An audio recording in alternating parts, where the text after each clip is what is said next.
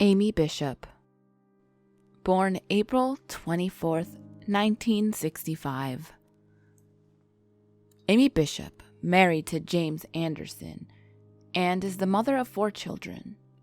She grew up in Massachusetts and completed her undergraduate degree at Northeastern University in Boston, where her father, Samuel Bishop, was a professor in the art department. She earned her PhD in genetics from Harvard University. She joined the faculty of the Department of Biology Scientists at the University of Alabama in Huntsville as an assistant professor in 2003 and was teaching 5 courses. In 2009, several students say they complained to administrators about Bishop on saying that she was ineffective in the classroom and had odd, unsettling ways. A petition was signed by dozens of students that she had, which was sent to the department head. However, the complaints did not result in any classroom changes. Bishop was suspended without pay, and later, in one paragraph dated February 26, 2010, she was fired. Bishop received a letter of termination from Jack Fix, Dean of the College of Science, which did not really state a reason for doing so, and her termination was effective February 12th. If we go back a bit to when Amy Bishop was just 21 years old, she fatally shot her younger brother, 18-year-old Seth Bishop, on December 6, 1986, at their home in Massachusetts. The incident, in which Bishop fired at least 3 shots from a 12-gauge pump-action shotgun, one into her bedroom wall, one into her brother's chest while they were in the kitchen with their mother, and one into the ceiling as she was fleeing back to her room from the scene. Then later pointed that weapon at a moving vehicle on the adjacent side of the road and tried to get into the vehicle. All of this was classified as an accident by the police.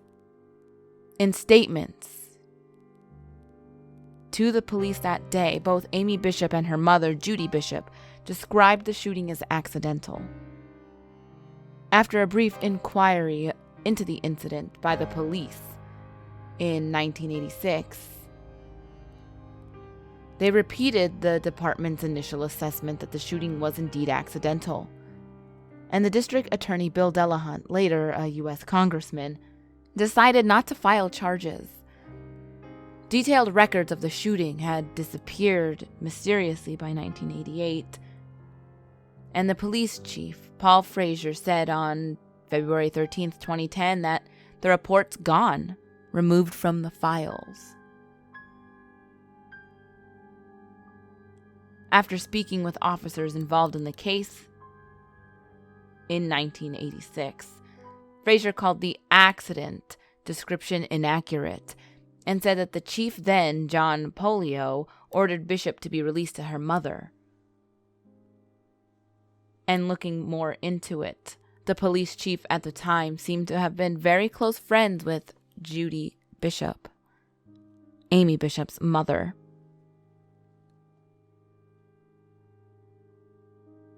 So she's no stranger to death and killing. Back to 2010, she attended a biology department faculty meeting in room 369 on the 3rd floor of the Shelby Center for Science and Technology, which houses the UA Huntsville Biology and Mathematical departments. According to witnesses, 12 or 13 people attended the meeting, which was described as an ordinary faculty meeting. Bishop's behavior was also described as normal just prior to the shootings. She sat quietly at the meeting for 30 or 40 minutes before pulling out a 9mm handgun just before 4 p.m., according to a faculty member.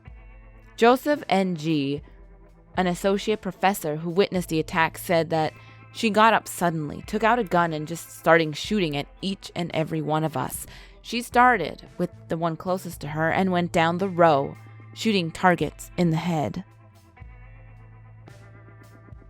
According to another survivor, Deborah, dean of the university's graduate program and professor of biochemistry, this wasn't random shooting around the room. This was execution style.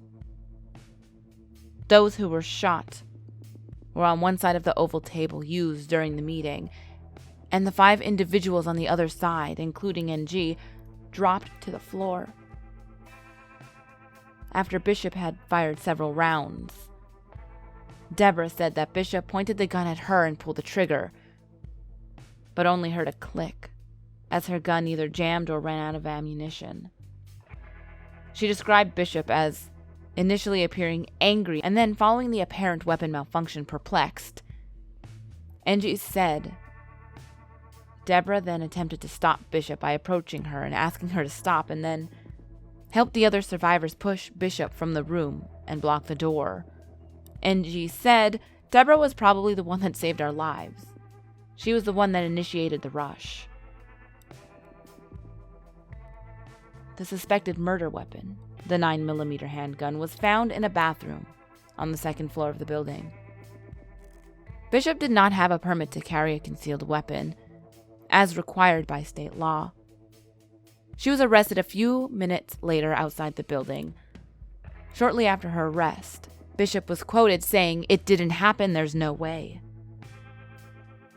When asked about the death of her colleagues, Bishop simply replied, "There's no way. They're still alive."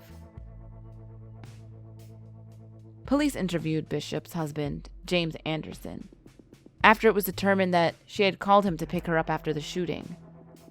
They did not charge him with a crime. In addition, a neighbor revealed in later interviews that he saw the couple leaving their home with duffel bags on Friday afternoon, prior to the shooting.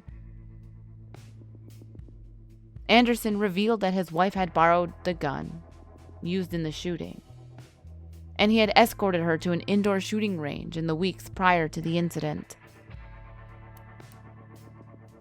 After Bishop's arrest, people at the university's biology department expressed concern to police that she had possibly booby-trapped the science building with a herpes bomb intended to spread the virus.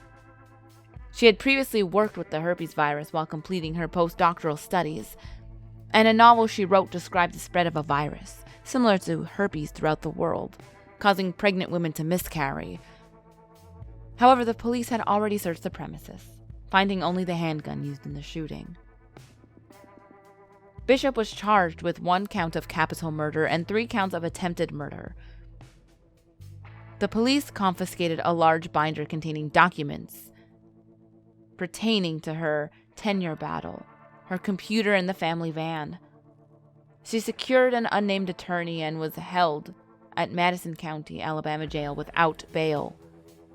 Her court-appointed attorney, Roy W. Miller, Bishop was eligible for either death or life in prison, according to Alabama law. On June 18th, 2 days before Bishop was indicted for murder of her brother in a reopened case, she attempted suicide in the Huntsville jail. She survived and was treated at the hospital and then returned promptly back to jail. Her husband complained that authorities did not inform him of this incident. In November of 2010, survivors Leah and Monticello filed lawsuits against Anderson and Bishop to recover damages. In January 2011, attorneys representing Davis and Johnson families filed wrongful death lawsuits against Bishop, Anderson, and even the university in September 2011. Bishop pleaded not guilty by means of insanity. In 2012, the spouse of one of the murder researchers wrote a letter to the judge presiding over the case. In this letter, the writer indicated that the researcher's family had greatly suffered from its loss due to Bishop's actions, but the family did not see a benefit from the loss of another life. In response to this letter, Bishop's lawyer offered to change her plea to guilty in exchange for the prosecution not seeking the death penalty. On receiving this offer, Chief Prosecutor Robert Bursard contacted and learned from the 9 survivors that none of them wanted the death sentence for Bishop. On the basis of these opinions, Bursard decided not to seek the death penalty, and Bishop changed her plea to guilty. On September 24th, 2012, Amy Bishop was sentenced to life in prison. I hope you ghouls enjoyed this episode of Killer Ladies. It's been a while since I've done one, so I feel like I had to do another one. I really like doing these. It's just that they never get freaking monetized. And ghouls, I broke AF. So, I gotta balance it out. So I figured I'd do this one. And I really do hope that you ghouls are enjoying the 13 days of Halloween. I really want to do something fun. I want to go ghost hunting or something. I just have no time. It's hard, but I really want to do it. So yeah, I hope you ghouls are enjoying spoopy season, because that's what this is. It is spoopy season. It is not just one day of Halloween. It is an entire month, and it kind of trickles into next month too. Do you hear my cat crying? I'm not editing that out because I'm a lazy butt, and it's really cute. But yeah, as always, ghouls, the last video will be on the top left. The next video will be on the bottom left. All my social medias are on the screen, as well as in the description box below. And remember, there's always someone or something watching you.